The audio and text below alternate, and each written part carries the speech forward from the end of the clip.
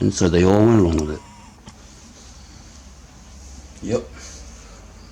But, fortunately, we have historians. Like, what was the guy's name who met the Ethiopian who saw the Exodus? His name was a historian called, I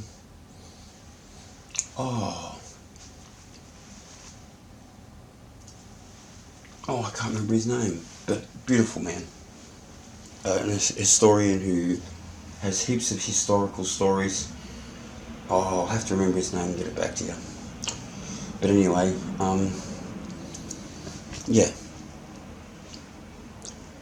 The Bible, the truth, and the way the world is really set up is all a big conspiracy.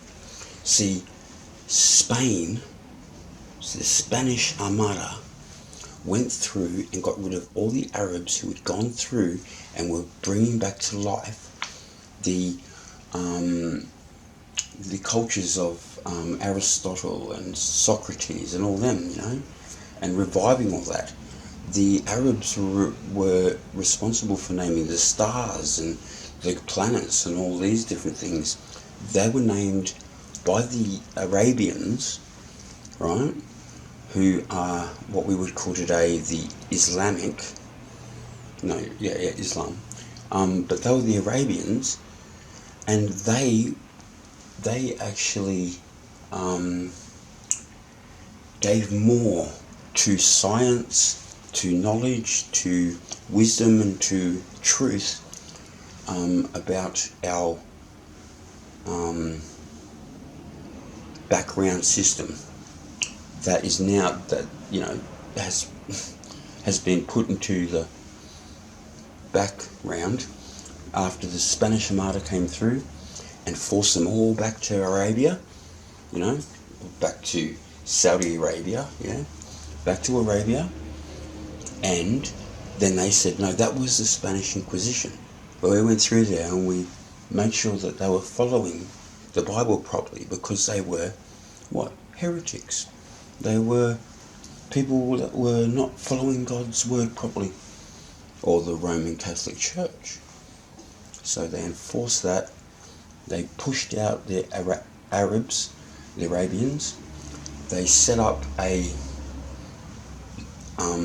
Arabian religion, which is exactly the same and the opposite to Judaism, which is also set up by the same people, all right, to bring about the big push to get the Arabs to go back to Arabia. Now, on the way back, who became famous? Muhammad. Because he was a great warrior that, fought well for the Arabians. Okay? So, he became famous. So therefore that's where they kept their grip on religion and on the true knowledge of God and everything that they had found out. But because a lot of the Quran, which most people don't know, a lot of the Holy Quran was written 2, 3, 4, 600 years after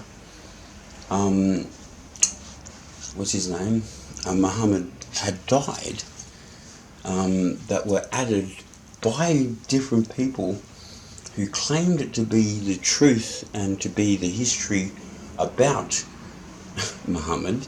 Okay, those people added it all to the Quran, which was basically a book that was the Old Testament, and stopped at Jesus, because they stopped it there, took away the New Testament and added the Quran to it, okay, putting Muhammad there and saying he is another footstep of the messiahs that will come down through the ages. But that's a setup by Satan, who set it up through Egypt, which is why you have the same sort of stories of the Christ, but in like Horus and and different Egyptian gods or different Egyptian men, children. These were people who worshipped false gods and fallen angels and satanic ritual idol worship, which God said not to do, not to have anything to do with.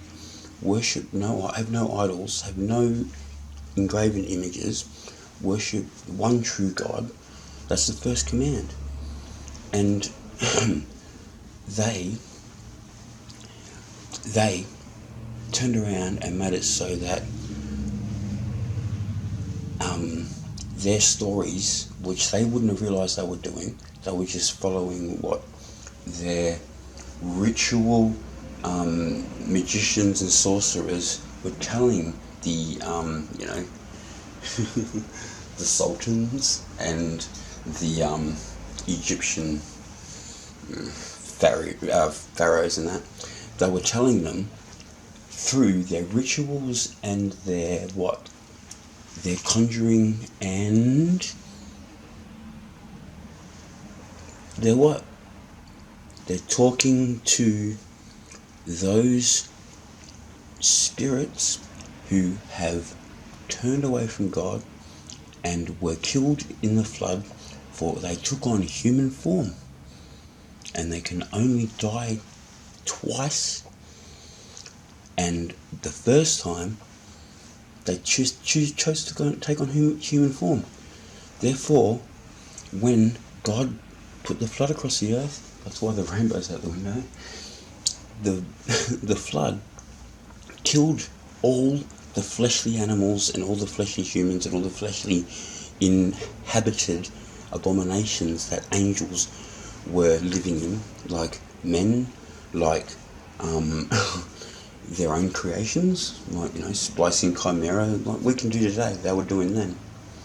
Okay, they had that knowledge. We've got the same knowledge. It's the same knowledge, except there's thousands of years between them, like 7,000 years, or no, about 5,000, 4,500 years between them.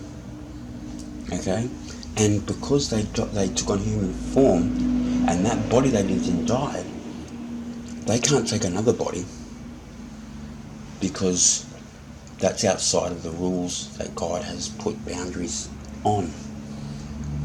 So, to prove that, the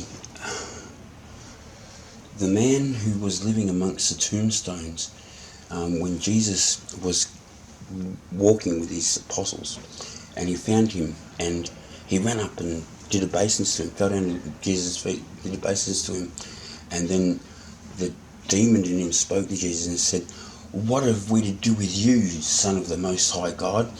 Have you come to torment us before the due time?" And he said, "Be silent," And then he said, "What is your name?" And the the demon, the angel, inside the man said, "Legion, for there are many of us." Right? So many spirits were dwelling inside the one man. Right? So those spirits, if they're fallen angels, how do they inhabit or possess the man? Because they fell after the flood, which is why there were giants after the flood, which is why there were giants in Canaan, which is why there were people being possessed, because there were still angels that still followed Satan.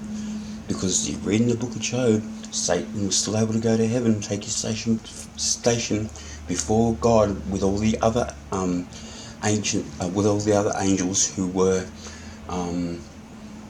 they were cherub angels who were given jobs to look after creations of God. Satan's was to look after the garden and us, man, and to watch over us and report back. But instead, Satan wanted glory for himself. But anyway, it means that he could still go to heaven, and we know that because Satan was kicked out of heaven with all those angels who still were traversing back and forth from heaven and to earth, right? At willy-nilly, as they wanted, right? Once Jesus was given the rulership to judge, he first judged heaven and turned heaven into a place where only God's creation that does God's will is allowed. And he kicked out Satan and his army of fallen angels, his followers, down to the earth. And they are bound to the earth. Satan can no longer leave the earth. So that's why he roams the earth like a lion, looking to devour anybody he can find. Okay? Because he's peeved. Well, that happened, right? When did that happen? It happened in 2017 on the 21st of September when we had the, or 27th or 26th, I can't remember. It was when we had the sign in the sky, the sign of Revelation 12 sign, they call it. But it's not, it's the Revelation 11 sign, because people don't read their Bibles, they don't know that. But anyway, and that was signification, that was the sign, right, that Jesus had begun his judgment. So that was the first that he judged and punished. He made, so in other words, instead, you know, it says, thou shalt not judge. Judging doesn't mean looking at someone and going, oh, I don't think that's good, or that's right. That's wrong. That's discernment. The judging he's talking about is where you go, I don't think that's right, so therefore I'm going to stop him from doing it, or I'm going to make my position known and condemn in whatever way, whether it be a rolling your eyes or whatever, whether it be a anything, whatever, that you have condemned. Therefore you have passed judgment. Get it? Jesus didn't pass judgment, and God hadn't passed any judgment. He left that up to Jesus, but he hadn't handed over the he hadn't given him the authority to rule yet, and the iron rod to rule over all creation and to judge it all. And the judgment that Jesus has given is one that he can judge and condemn or punish for sin, wrongdoing, for not being what you were created to be. Now, if you think that sounds wrong, because like you probably think, oh, you're much smarter than God, and you think, well, that's the wrong position. So what? God's going to get rid of everything that wants to do what it wants to do. What do you give things free will for? Well, think about it like this: when things stop doing what we create them to do, or what you make things to do, or when you buy something and it doesn't do what you bought it to serve its purpose for, when it stops doing it and you've expended all your energy, money and time in trying to repair it or get it to, conform to what you bought it for its purpose, what do you do with it? You chuck it out, you get rid of it. You don't keep it and hoard it, do you? You don't plug it in and let it do what it wants, do you? No. You get rid of it, don't you? So who are you to condemn God for doing exactly what you do? See, men come from a position where we're men. We're not God. We can understand him because we're made in the same image. We reflect his qualities. We're the same. When a man has children and his children don't follow the rules of the household, what does the father say to his children? You'll obey my rules under my roof in my house, or you can get out of my house. That's what a father says to his children. Everyone knows that. Yeah? Well, God's saying the same thing. He is giving you the earth as a home, right? And the meek will inherit the earth because, why? Because he's saying the same thing.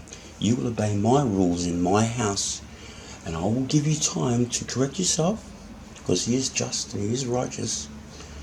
And if you don't, well, once I bring you back to life, if you die, and you stand before me for judgment, if you're not doing what is required of you to do in my house, then you have to leave my house. Guess what that means? Lake of fire and brimstone. Does not mean a place of torment. Hell doesn't exist. It's the lake of fire. It's called Gehenna. It's the second death, it's called. And if you die at once, then you can only die twice, right? So if you die once, like those angels that took on human form, you can only stay in spirit form then, because the second time you die can only be by Gehenna, the lake of fire and brimstone.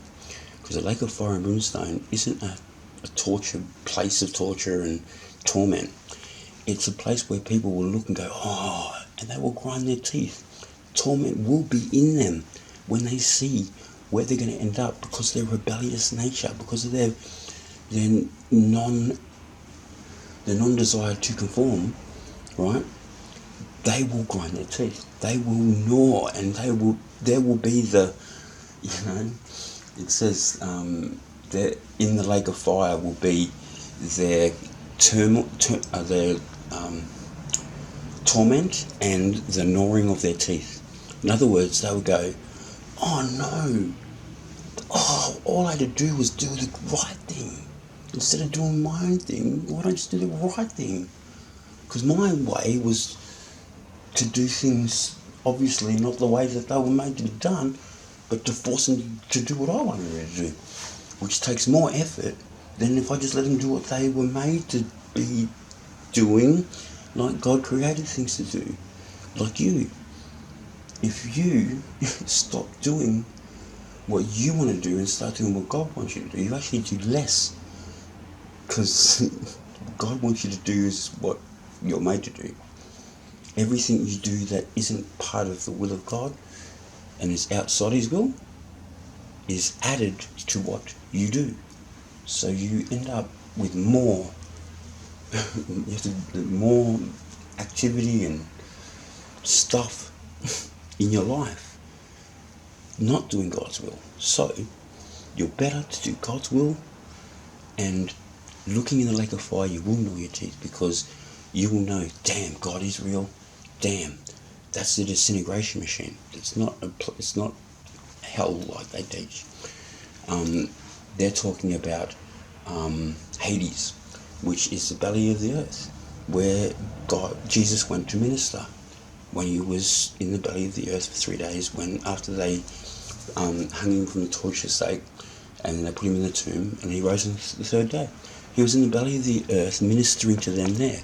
So those that are in the belly of the earth, the fallen angels that died after the flood, or died after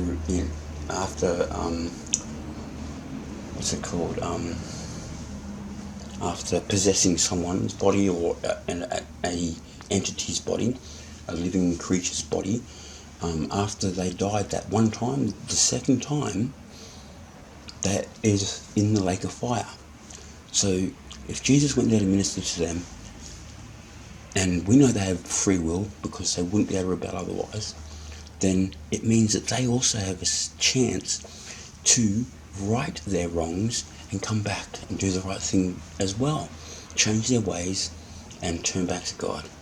That's the same is being offered to those who fell for Satan's trick, for Satan's lie, for Satan's self-righteousness in his self, rather than his self-righteousness in God and his love and his trust in Satan in the first place. Giving him authority over his creation, that's a pretty big deal, you know. God knows what He's doing.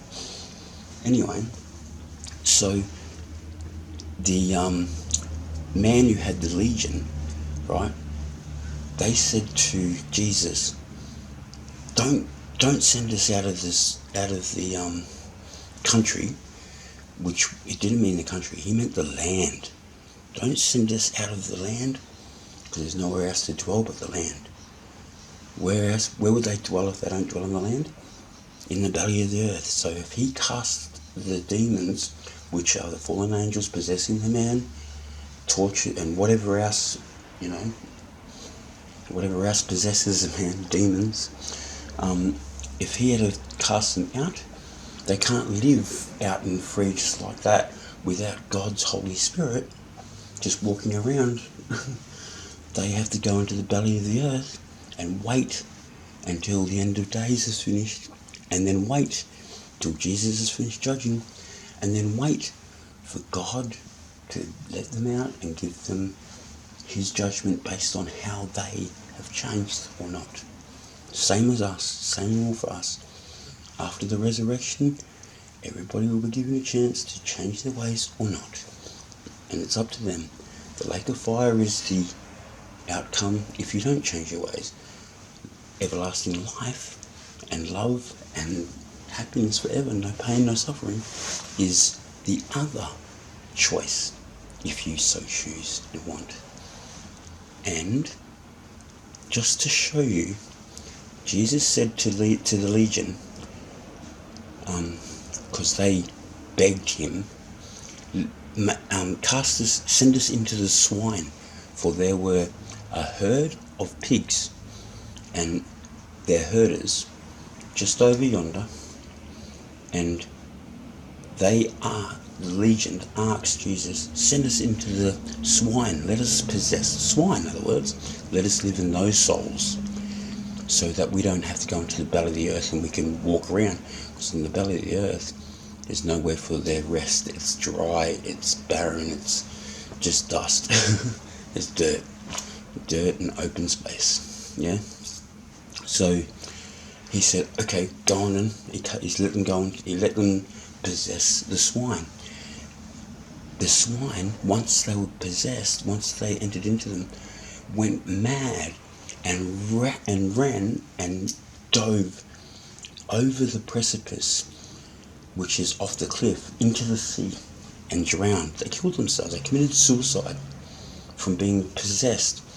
I think it's over 2,000 swine died in that. They dove over. The herders ran away and told everybody. The man who had the legion, the 2,000 different demons and spirits and possessions inside him, was made well again.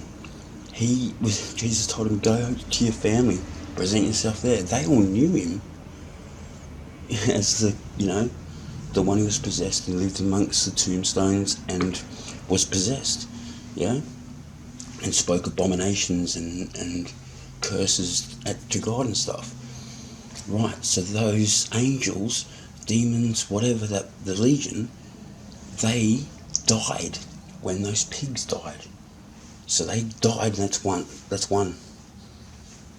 So now they've got to prove themselves and be forgiven to not have to do the second death. The second death is not something that is imposed on anybody. It is something that is God's cleaning device. It's the disintegration machine. Anything he created, or like we do, anything that he has in all of his creation and all that isn't doing his will, when Jesus is at the end of his judgment, will be put into the lake of fire and brimstone, and that smoke of which rises forever and ever, which means it's eternal. You can't come back from it, and you are turned to dust, because dust you came from, dust you will return. See? So fire and brimstone, like when it fell on Sodom and Gomorrah and turned them to ash, it will turn you to ash. It's a disintegration machine. It disintegrates and uncreates all the creation, any entity or anything that lives by the breath and energy of God, which is the life force that he gave to everything that lives, will be disintegrated. The energy goes back to God, but the soul, the physical part, that dies, that just turns to dust. The dust that it turns back to isn't like dust that you think of. It's like ash, where it has no electrons, it has no protons, it has nothing holding it together. and just touching it or wind blowing on it makes it crumble. There's no structure to it. That's his disintegration machine. If you want part of the disintegration machine, then you just keep doing what you're doing. If you want part of life, and you don't want to die, you want to live, you want to receive what God offered for you in the first place, and why He made you live in the first place, and what you're here for, then all you have to do is take notice of the signs and take notice of the prophecy. The last prophecy, right, that is a sign that was seen in the heaven that God caused, is the one that was read by Daniel in chapter 11, which is the whole of chapter 12. And chapter 12 is Revelation 12 sign, they call it, but it is read at the beginning of chapter 11. Chapter 11 explains the timeline. The timeline is from the time that the two twins fall and lay dead on the street for 3.5 days, which were the Twin Towers, which they were using bucket brigades to try and find survivors for 3.5 days before they started to clean them up. The two witnesses will fall and be dead on the ground and left there in sackcloth. No one will clean them up for 3.5 days, right, before they are taken away. So the Twin Towers, no one started taking them away for 3.5 days. But that will be the symbol, because those two witnesses, they're not God's witnesses. They're not. People think it's Moses and Israel or Ezekiel or whatever. It's the two twins, right? The two witnesses. It says that they stand before the